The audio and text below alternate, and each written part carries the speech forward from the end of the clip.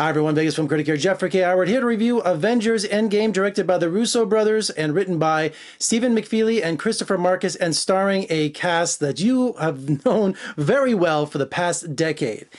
Now, this is not so much a review, because this movie doesn't just have spoilers, but it has an encyclopedia full of spoilers. And I am not going to ruin anything, I promise. I'm just going to mostly give you my reaction. Okay, and I will give a spoiler review. I rarely do those, but this demands a spoiler review because Avengers Infinity War was basically the first part of this movie. So this is a 5-hour epic that's when you watch it back to back. And I wanted to do this review because it's just, I'm so excited about it. You know, first of all, my reaction, it's fantastic. It is spectacular. How Lord of the Rings, when the final installment got Best Picture and got all those Oscar nominations, this movie deserves that. It is on that level. And one thing, I was turning some other critics after the movie. Yes, it is 3 hours long, but it doesn't feel like 3 hours whatsoever. And I turned to some of the critics afterward, and we're all raving about it. And what I loved what the Russo brothers did, and especially the screenwriters, you have to credit them, especially with the first film and wrapping everything up, is the humanity they bring to these characters. You know, if at one moment we think something's hokey, if we don't believe any of these superheroes, we're not going to buy anything that's happening in this film, anything in this franchise. And while you're watching this, every character, if you have a favorite character, it's going to shine. It really is. It's how they wrote this movie. It is so complicated, but it's complicated in a good way. It's mind-boggling how they pulled this off. While you're watching all of these characters, they probably just wrote every character has its own mini movie inside Endgame.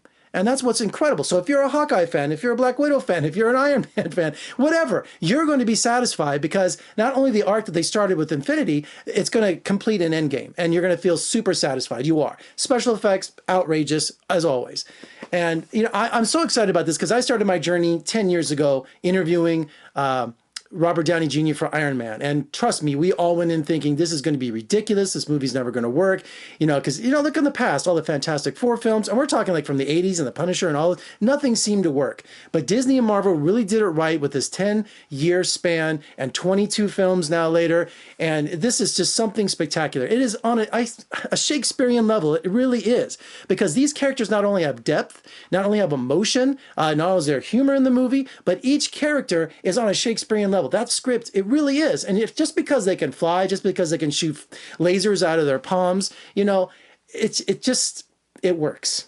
Now, of course, in the last Avengers film, Thanos snapped his fingers. 50% of everything living in the universe is gone. So now they have to figure out how to pick up the pieces, how to defeat Thanos, how to get people back. There's so many questions that happen in this movie.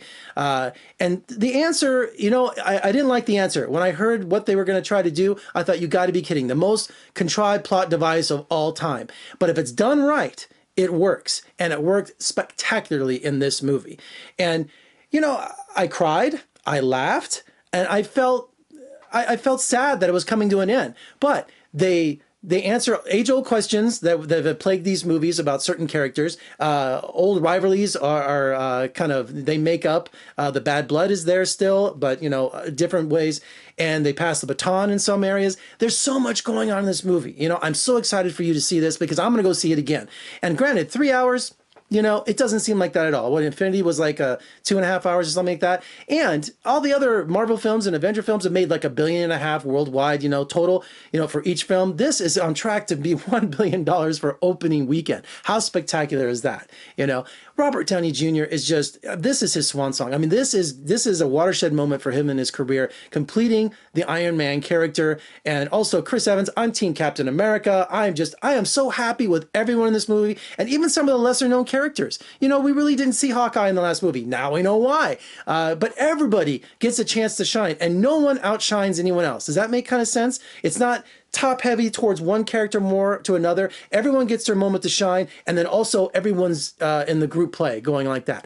The third act, I've always criticized, are those big action sequences that go on for 30 minutes. Yes, it happens again. And yes, it is incredible. You know, I'm not complaining about the big action sequence at the end, the fight for humanity, the fight for survival. And I'm sitting there thinking, I want to be involved or just want to be a fly on the wall when they come up with those final sequences. There were things going on in this movie that I'm like, did they sit down and say, okay, Captain America is going to do this, this, and this. Oh, and Iron Man will help him and do this. Oh, and over here. I mean, everybody is fighting to to the death in this movie. And now you're sitting there just like, you don't know what to watch. You really don't. It demands a second, third, fourth, fifth screening. So I was really upset because when we saw this movie, we saw it on a nice big screen at the AMC Town Square here in Las Vegas, but we were 20 feet away from a Dolby Atmos and IMAX theaters, and we didn't see it in that format. And so I'm sitting there with a room full of critics, you know, a theater full of critics and invited guests, and right before they started the movie, I tell the rep, I go, I want to lodge an official complaint. We should be across the hall seeing this incredible finale in the best possible way. So I'm going to go back and see it in IMAX. You should see it in IMAX. I don't know if it's a Dolby Atmos, but see it the best way you can.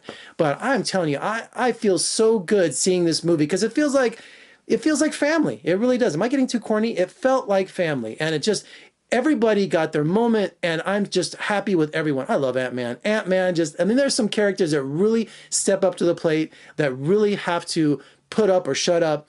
And of course, you know, Ant-Man, last time he was in the quantum realm, we don't know what happened to him, but he pretty much is the catalyst for everything. So good for Paul Rudd. You know, some of these lesser known characters that people like dismissed when we thought of Ant-Man, they really shine in this movie. They really do. Am I going on and on and on? I want to do a spoiler review, but I want to bring in some other critics to do it because this is the kind of movie that you want to bounce things off of. You know, I don't want to sit here and try to remember a 3-hour movie and go through every detail, but when you have another critic here who's just as passionate about it as you are, you want to go back and forth and describe all those things, and you just think of ideas, and you're like, yes, yes, and remember when Iron Man did this and all of that. So I want to get another critic in here, hopefully, and we'll do a spoiler review for that. So congratulations to Disney, congratulations to Marvel, and extreme congratulations to the Russo brothers who pulled it off, the great cast and screenwriters.